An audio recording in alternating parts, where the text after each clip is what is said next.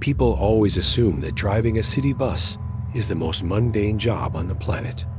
They picture me driving in endless circles, drinking lukewarm coffee, and listening to the same 5 radio songs on repeat. I wish it was that boring. I honestly do. I have been driving the graveyard shift for Metro Transit for 12 years now. I requested the night owl route because it pays a differential, and I needed the money. This route cuts straight through the downtown district, winds past the rowdiest dive bars, and terminates way out by the industrial shipyard before looping back. You see everything on the night owl. You see the drunks fighting, the couples breaking up in the back row, the people who have just given up on life and are riding because it is warmer than the street. You learn to tune it out. You keep your eyes on the road, your hand near the silent alarm, and you mind your own business. That is the golden rule of transit. Mind your own business. 2 years ago, I broke that rule. Because of what I saw, I now sleep with a heavy oak chair wedged under my doorknob every single night. The nightmare started in November. It was a miserable Tuesday night, with freezing rain sleeting sideways against the windshield. The streetlights reflected off the black asphalt like oil. I pulled up to the stop at 4th and Main at exactly 2:15 a.m. There was only one guy waiting. He looked completely average. He was of medium height, wearing a gray hoodie under a heavy canvas jacket. He had this massive military-style duffel bag slung over his shoulder. It looked incredibly heavy, straining the fabric with a strap at the bag. He boarded the bus and paid his fare in exact change. That is rare these days. Most people use cards or apps. He dropped a handful of coins into the machine, the metallic rattle echoing in the quiet bus. He did not say a word. He did not even look at me. He just dragged that bag to the very back of the bus and sat in the corner seat. He placed the bag on the seat next to him, shielding it with his body. He rode the entire loop, 45 minutes out to the shipyards. When we reached the last stop, a desolate turnaround surrounded by rusted shipping containers and chain-link fences, he got off. He hauled that heavy bag into the darkness and disappeared between the stacks of cargo crates. I did not think much of it at the time. I have seen people transport weird cargo before, but then he was there the next night. Same stop, same clothes, same heavy bag. He did this for 3 weeks straight, every Tuesday and Thursday, boarding at 4th and Main, riding to the shipyards, and disappearing into the night. It was the smell that finally got to me. It was the 3rd week of this routine. He boarded the bus, and as he walked past me, a wave of something foul hit my nose. It was not body odor. It was distinct and primal. It smelled like copper and rot.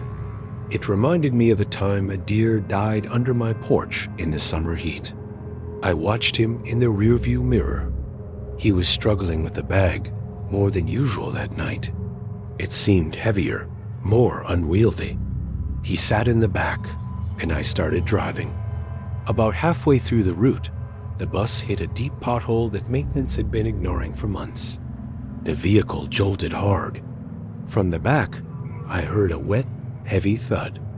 I glanced in the mirror. The guy had lurched forward to grab the bag so it would not slide off the seat. When he pulled his hand away, I saw it, a smear on the floor. It was dark and shiny under the blue safety lights. My stomach turned over. I tried to convince myself it was paint, or maybe leaking groceries. Perhaps he was a fisherman bringing a catch home. But who goes fishing at 3 a.m. in the polluted industrial district? When we reached the turnaround, he got off. As he walked away, I put the bus in park and walked to the back. The smell was overpowering now. I looked at the spot where the bag had been. There was a small puddle. I took a napkin from my pocket and dabbed it. It came away bright crimson. Blood, fresh blood.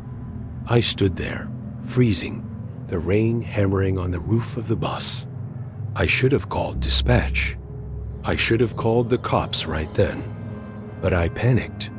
Denial is a powerful thing. I cleaned it up with some sanitizer I had in my bag and drove back to the depot. I told myself it was raw meat. Just beef. He was a butcher. He was a chef. Anything other than the truth. The next Tuesday, he was there again. This time, I was sweating before I even opened the doors.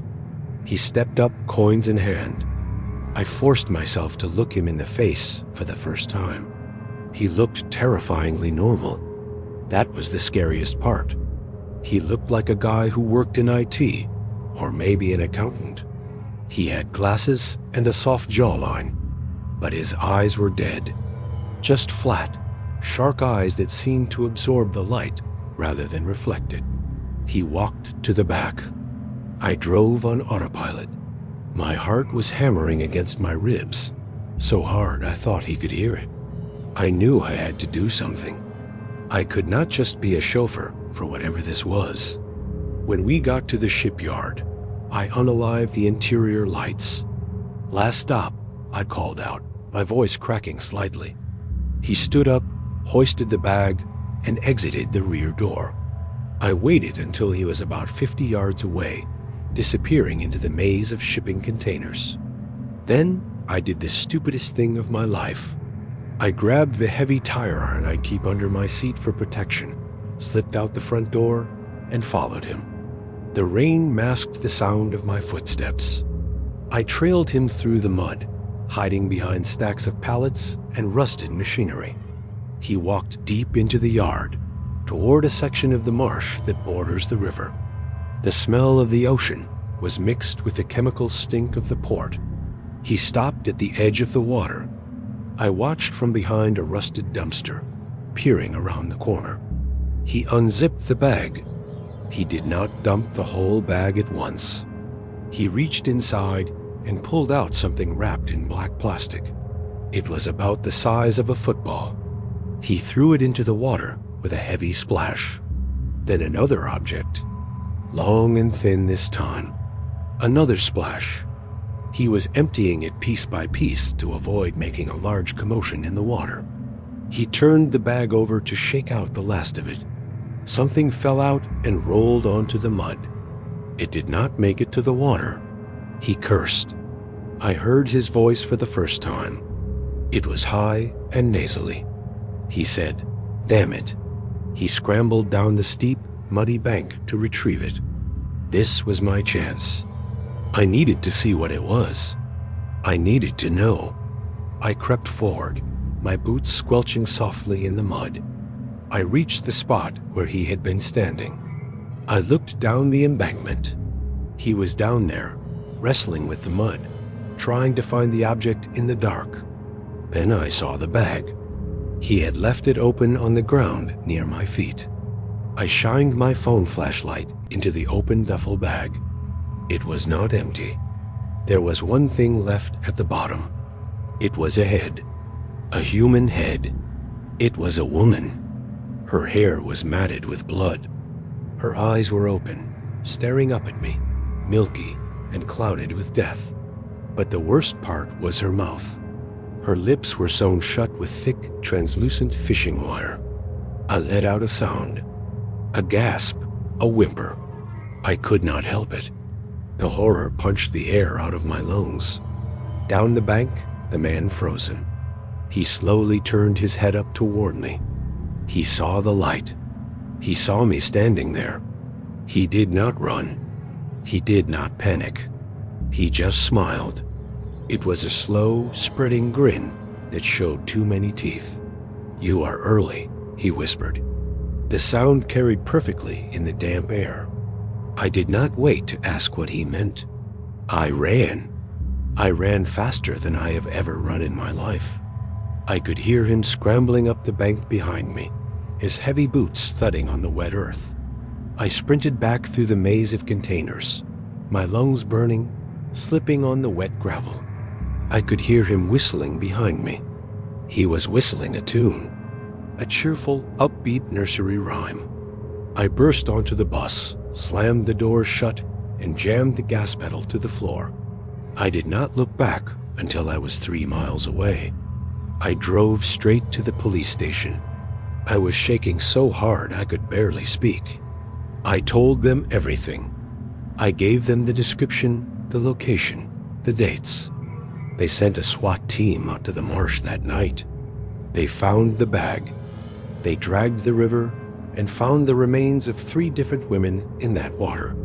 It was a dumping ground he had been using for months, but they never found him. He had vanished into the industrial park like a ghost. I quit my job the next day. I moved to a different apartment in a different part of the city. I bought new locks. I thought it was over. I thought I had escaped. But yesterday, I came home from my new job at a warehouse. I unlocked my mailbox. Inside, there was no mail. Just a small, clear plastic sandwich bag. Inside the bag was a single bus token and a note written on the back of an old bus transfer ticket. It said, "Found you. Next Tuesday?" I do not know where he is, but I know he is watching, and I know that I am the next passenger he is planning to pick up.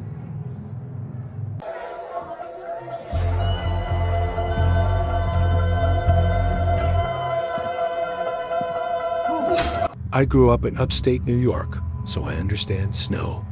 I know how it deadens sound, how it turns the world into a white void, and how it can unalive you if you do not respect it. But I never knew how terrifying it could be until I took a substitute driving gig for the county school district back in '98. I was covering for a regular driver named Old Man Miller, who had thrown his back out shoveling his driveway. The route was number 17, known locally as the Mountain Run. It snaked up into the foothills where the houses were miles apart and cell reception was non-existent. It was the kind of route where you carried chains and a survival kit, because if you broke down, you were on your own. It was mid-January. The forecast called for light flurries, but by 2 in the afternoon, the sky was a bruised purple color, heavy and low. By the time I started the afternoon drop-off, it was a full-blown blizzard. The snow was coming down in sheets, and visibility was maybe 10 feet. I dropped off the kids one by one. The bus got lighter and quieter. By the time I reached the end of the line, I had 1 kid left. A little boy, maybe 7 years old. He was sitting 3 rows behind me. He was a quiet kid, very pale, with dark circles under his eyes. He had a backpack that looked too big for him. The route sheet said his stop was the Turner Farm. It was the last stop, way up a gravel logging road that was barely wide enough for the bus. The snow was coming down so hard, the windshield wipers were fighting a losing battle. The bus was sliding on the turns, the rear end fishtailing toward the guardrails. I was white-knuckling the steering wheel, just praying I did not put us in a ditch. I checked the rearview mirror. "You doing okay back there, buddy?" I asked. The kid did not answer. He was just staring out the window at the white wall of snow. He seemed frozen, almost catatonic. We finally reached the turnoff for the farm. It was not even a road, really. Just 2 ruts in the snow leading into the deep woods. I pulled the bus to a halt.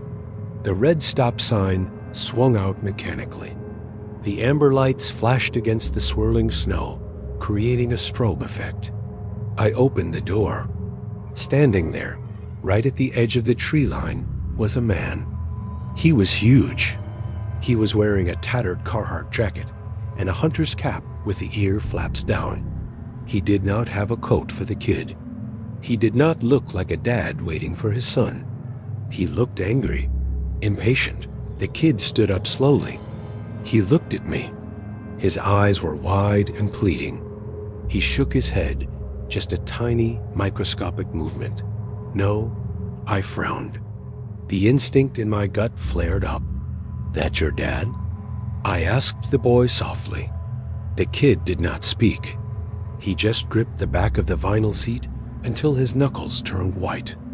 The man outside stepped closer to the bus. He pounded on the glass of the door. "Send him out," he yelled. His voice was muffled by the wind, but the aggression was clear. Something felt wrong. This did not feel like a pickup. This felt like a transaction. "Hang on, son," I said. I stood up and walked to the door, blocking the exit with my body. I leaned out into the biting cold. "Sir, roads are bad," I shouted over the howling wind. "I need to see some ID before I let him off." District policy. It was not district policy. I just made it up on the spot. I needed to see a reaction. The man's face twisted into a snarl. "I don't have ID. He is my kid. Let him off the damn bus." "What is his name?" I asked. The man hesitated. It was a split second, but it was enough. "Michael," he said. I looked down at my clipboard. The name on the list for the Turner farm was David. My blood ran cold. The hair on the back of my neck stood up. I stepped back and slammed the lever to close the door. "Sorry, sir.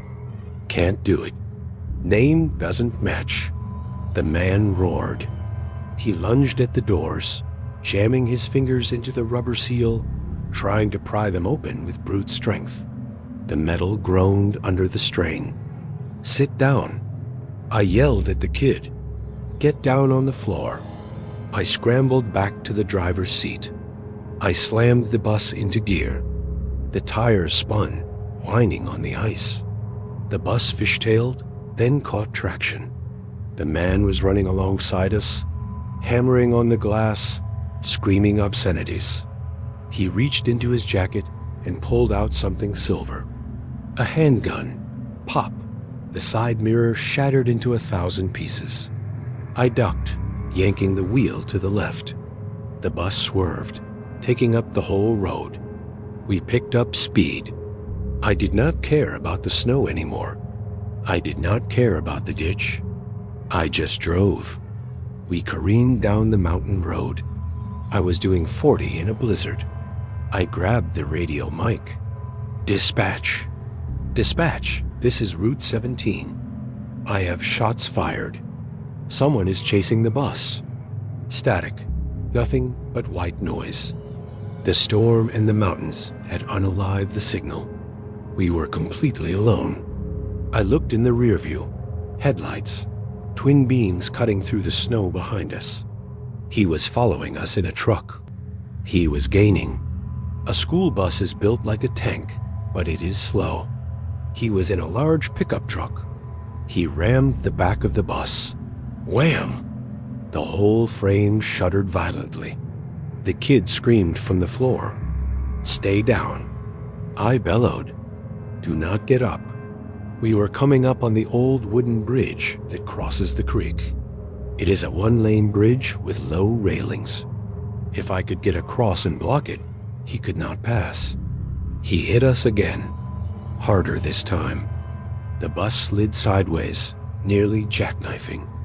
I fought the wheel, correcting the skid with frantic movements. We hit the bridge approach. I saw the truck pull out into the oncoming lane.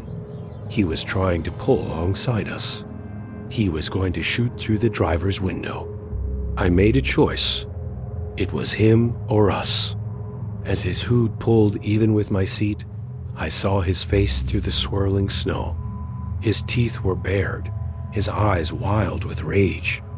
He raised the gun toward me. I jerked the steering wheel hard to the left.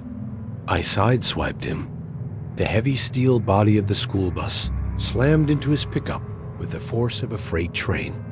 It was enough. His truck spun out on the ice. It clipped the guardrail, flipped over the edge, and crashed down into the frozen creek bed below. I did not stop. I drove that bus until the engine was smoking. I drove all the way to the sheriff's station in town. I carried the kid inside myself because he was shaking too hard to walk. It turned out the kid, David, had been kidnapped 3 days prior from a town 2 counties over. The man was his non-custodial stepfather, a guy with a rap sheet a mile long for assault and battery. He had been holding the boy in a cabin in the woods, waiting for the heat to die down. He figured he would put the kid on the bus to move him without being seen in a car, assuming the bus driver would be some clueless old man who would not ask questions. He planned to meet him at the other end and disappear. When the police pulled the truck out of the creek, the cab was empty. The windshield was kicked out.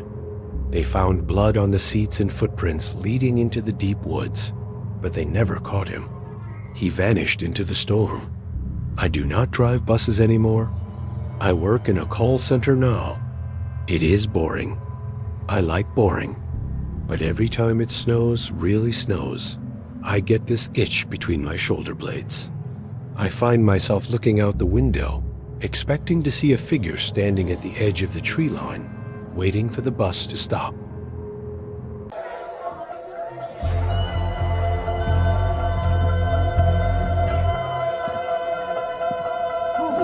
They say that in Las Vegas, you can buy anything if you have enough chips on the table.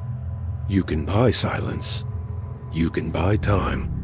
And if you are rich enough, you can buy people. I learned that the hard way when I was 24 years old.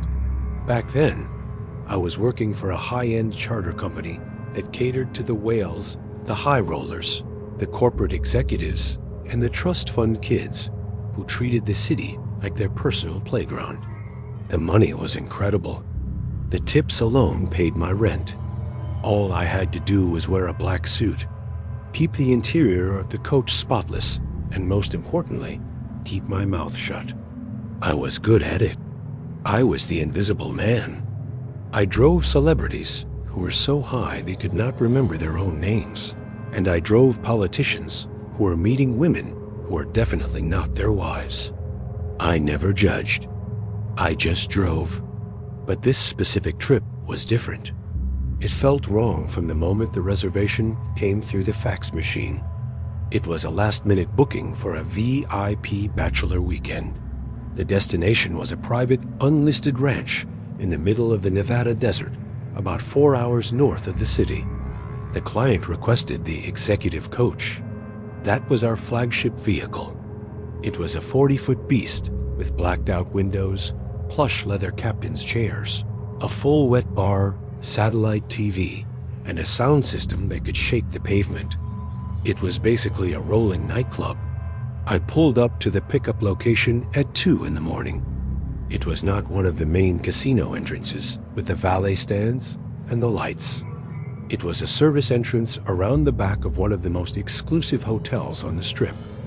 The air was thick with the smell of exhaust and stale garbage. Baking in the heat that never really leaves the pavement in Vegas. There were 6 of them. They did not look like the usual bachelor party crowd. Usually, guys are laughing, stumbling, wearing matching shirts. These guys were sharp. They were wearing suits that probably cost more than my entire year's salary. They were young, maybe late 20s, but they had that aggressive, shark-like energy. They looked like the kind of guys who fired people for sport. The ringleader was a guy named Trent. I will never forget his face.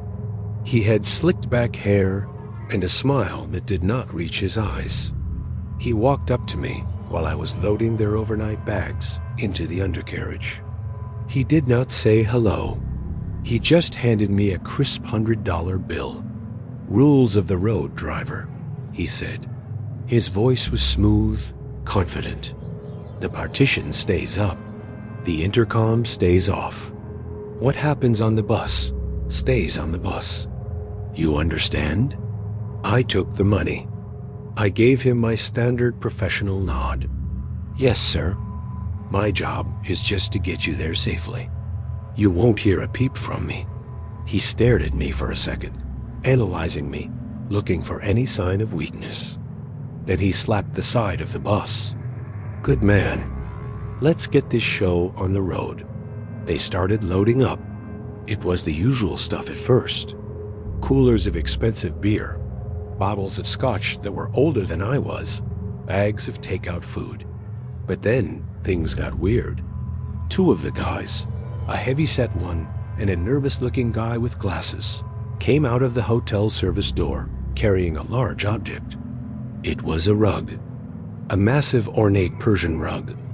It was rolled up tight and tied with heavy-duty zip ties on both ends. It looked incredibly heavy. The two men were straining, their faces red, veins popping in their necks. They were struggling to keep it off the dirty ground. I stepped forward instinctively. "Let me give you a hand with that, gentleman.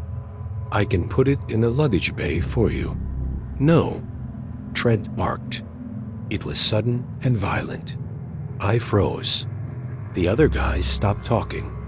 The air suddenly felt very cold despite the desert heat.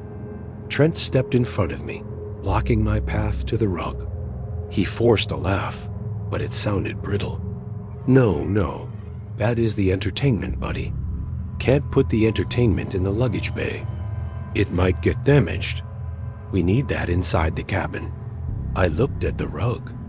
It was about 6 feet long. It was thick. "Sir, the aisle is narrow," I said. "It might be a safety hazard." "I said it goes inside," Trent said. His voice dropped an octave. "Do we have a problem?" I looked at the money in my pocket. I looked at the 6 men staring at me. "No problem, sir. Just bring it carefully." They hauled the rug up the narrow steps. It was awkward. They were grunting, cursing under their breath.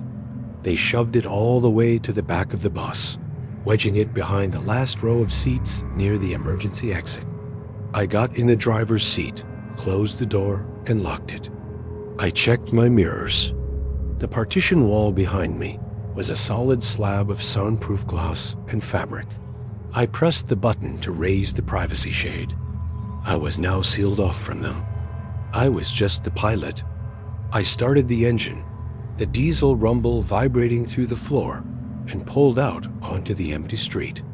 The first 2 hours were exactly what I expected. Even through the soundproofing, I could feel the bass of the music.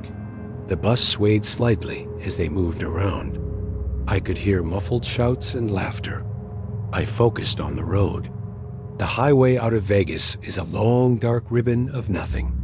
Once you pass the city limits, the lights vanish.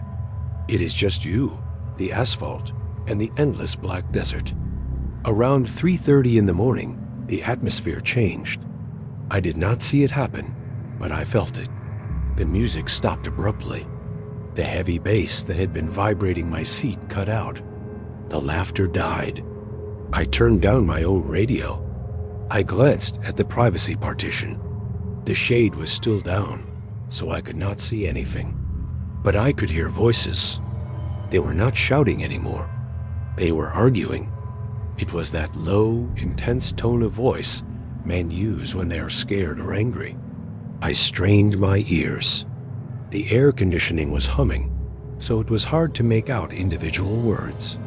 I reached out and turned the AC fan off. The bus went silent, except for the tires on the pavement. "I think she is suffocating," a voice said. It was the nervous guy. I was sure of it. "Shut up, Mike." Trent's voice cut through. "She is fine. She has air. She is not moving, Trent. She has not moved for 10 minutes. Then kick it. Wake her up." There was a thud. A heavy, dull sound, like a boot hitting wet sand. Then, a sound that made my blood freeze in my veins. It was a whimper. It was muffled, tiny, and desperate. It was the sound of a human being in absolute distress. It came from the back of the bus, from the rug. My hands tightened on the steering wheel, so hard that my leather gloves creaked. They had not brought a stripper. They had not brought entertainment. They had kidnapped someone. I looked at the digital clock on the dashboard. 3:42 a.m. We were in the middle of the Great Basin Desert. No cell service. No passing cars. Just me and 6 men who had just committed a felony. My mind started racing. What do I do? If I stop the bus, They will overpower me.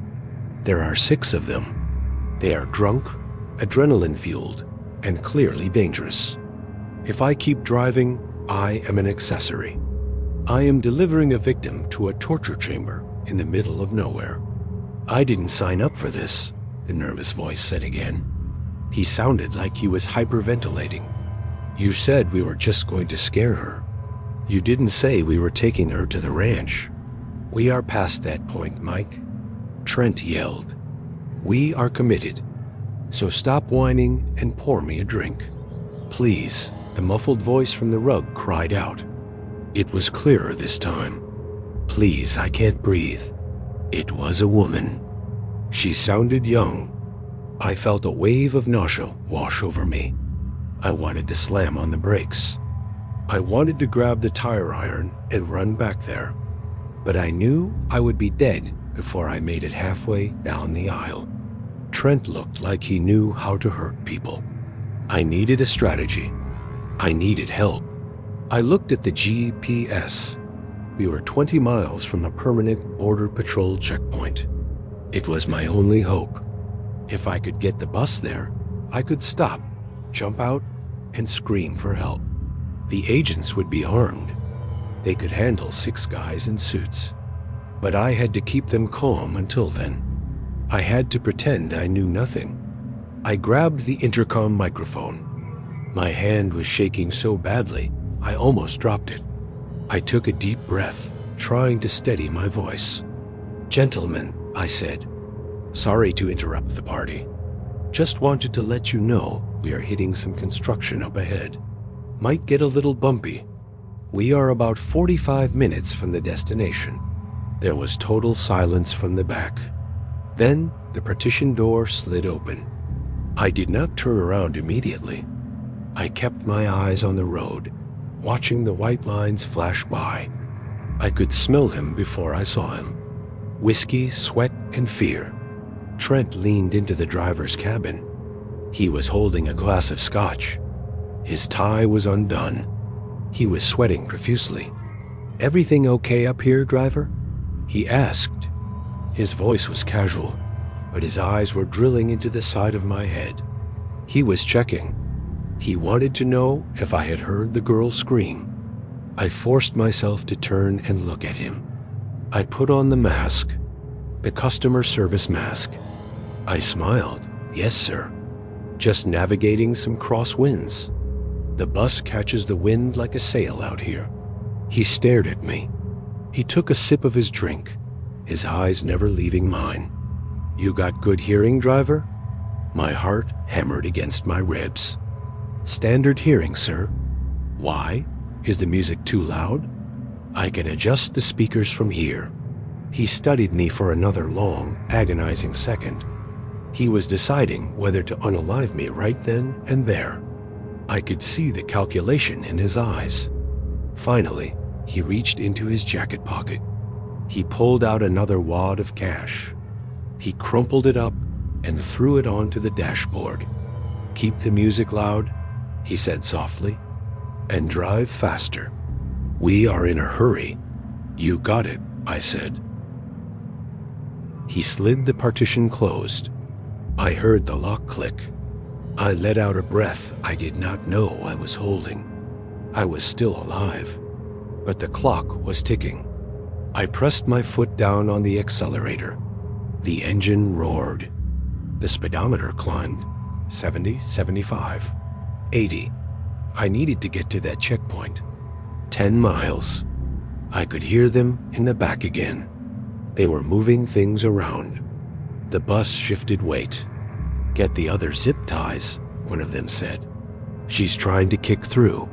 Hold her legs. God, she is strong.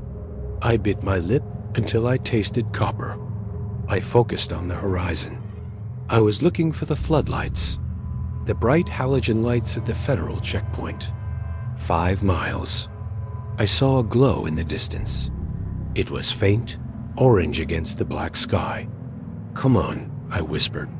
Be open. Please, God, be open. As we got closer, the shape of the checkpoint emerged from the darkness. It was a large canopy structure over the highway. I saw the lights. I saw the lanes. But I did not see any cars. My stomach dropped. I got closer. The lights were on, but the inspection booths were dark. The orange traffic cones had been pushed to the side of the road. The stop signs were covered. It was a pass-through. The checkpoint was unstaffed for the night. There was no one there. No agents. No guns. No help. I was doing 85 miles an hour. The partition slid open again. Trent was back. And this time, he wasn't holding a drink. He was holding a hunting knife. It was a fixed blade, serrated, gleaming in the dashboard lights. He saw the checkpoint ahead. He saw it was empty. And then he looked at the speedometer. "What are you doing?" He screamed. "Why are you speeding up?" I did not have a lie ready this time. I froze. "You are trying to signal them." He yelled. He lunged into the cockpit. "Slow this thing down." He grabbed the steering wheel with his free hand. The bus swerved violently to the left. The tires screamed as they lost traction. We were a 40-ton missile careening down the highway. "Let go," I shouted, fighting him for control. He slashed at me with the knife. The blade caught the sleeve of my suit jacket, slicing through the fabric and grazing my arm. The sting was sharp and hot. "Stop the bus, or I will cut your throat." He roared. Spittle flew onto my face. I looked ahead. The concrete barriers of the checkpoint were rushing toward us. I made a choice. I was not going to let them take her to that ranch. I was not going to drive them to a murder scene. "You want to stop?" I yelled. "Fine." I slammed both feet onto the brake pedal. I locked my elbows and braced for impact. The air brakes hissed and locked. The wheels stopped spinning. The bus became a giant sled. Trent was not buckled in. He was standing in the stairwell. Physics took over. He flew forward like a ragdoll. His body smashed into the windshield with a sickening crunch, spiderwebbing the glass. He crumbled into the dashboard well, the knife clattering to the floor. Behind me, chaos erupted. I heard bodies hitting seats. I heard glass shattering. And then, a heavy, sliding sound. The rug. The momentum sent the rug sliding down the center aisle like a battering ram. It gathered speed, sliding past the fallen men, and slammed into the partition wall right behind my head. Wham! The bus skidded sideways, tires smoking, and came to a grinding halt right in the center of the empty checkpoint lane. The silence that followed was deafening. I did not wait. I popped the air release valve on the door. It hissed open. I jumped over Trent's groaning body and bailed out onto the asphalt. I ran toward the dark booth, screaming, "Help! Police! Help me!" I reached the booth and pounded on the glass. It was empty. Dust covered the counter. No one had been there for hours. I turned back to the bus. Trent was pulling himself up. His nose was broken, blood pouring down his expensive shirt. He picked up the knife. He looked at me through the shattered windshield. His eyes were pure hate. "Get the car." He screamed to his friends. "Get the backup car." I saw movement in the shadows beyond the checkpoint canopy. A black SUV. It had been parked there, waiting. It idled forward, its lights off. They had a chaser, a fixer, someone following the bus just in case. The side luggage door of the bus flew open. The other men, battered and bleeding, stumbled out. They opened the emergency exit door on the side of the bus. They dragged the rug out. I watched from the darkness of a drainage ditch about 50 yards away. I was helpless. I had no weapon. I was just a driver. They were brutal. They dropped the rug onto the asphalt. I heard the girl inside groan. A weak, pitiful sound. They picked it up, Trent barking orders, and shoved it into the back of the black SUV. Trent looked around one last time, scanning the darkness for me. "I will find you," he screamed into the night. "You are dead. You hear me? You are dead." He jumped into the passenger seat of the SUV. The vehicle peeled out, tires screeching, and sped off into the north, disappearing into the vast, empty desert. I stayed in that ditch until the sun came up. I was shivering, bleeding, and terrified. When a trucker finally found me and called the state troopers, the investigation was massive. They swarmed the bus. They found the blood on the windshield. They found the cash. They found the alcohol. But they did not find the men. The charter was booked under a shell company based in the Cayman Islands. The credit card was stolen. The names were fake. The ranch destination didn't exist. The GPS coordinates led to an abandoned mine shaft. The police questioned me for days. They believed me, mostly because of the knife wound on my arm and the wreckage of the bus. But there was nothing they could do. The SUV had vanished. But here is the part that keeps me awake at night. The part that plays on a loop in my head every time I close my eyes. When the forensics team was sweeping the bus, one of the officers called me over. He was wearing blue latex gloves. He was holding a small plastic evidence bag. "We found this," he said. "It was wedged under the back seat, where you said the rug was." I looked at the bag. Inside was a cheap silver charm bracelet. It was the kind you buy at a mall kiosk. It had a little heart charm and a name engraved on a thin plate, Emily. I went home that night and turned on the news. I sat there for hours waiting. And then I saw it, a missing persons report. A 19-year-old college student named Emily had vanished from outside a bar in Las Vegas 2 nights prior. They showed her picture. She had a bright smile, kind eyes. She was wearing that bracelet in the photo. She was never found. Not a body, not a trace. I quit driving that day. I moved out of state. I changed my number. I work in a warehouse now, stacking boxes where I don't have to talk to anyone. But I still look over my shoulder. I still check the back seat of my car before I get in. And sometimes, late at night, when the house is quiet, I can still hear that sound.